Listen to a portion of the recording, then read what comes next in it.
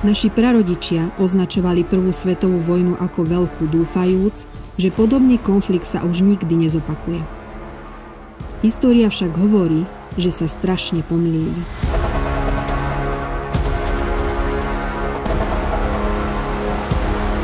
Slovenský štát, propaganda nenávisti, brutálny holokaust, pakty, zmluvy, dohody, boje a utrpenie, špionáž a šifrovanie, totálny konflikt, slovenské národné povstanie a vytúžený mier.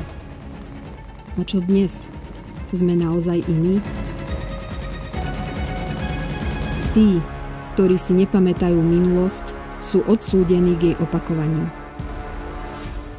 Pripomeňme si minulosť výstavou Obzri sa v Pohronskom múzeu Nová Baňa.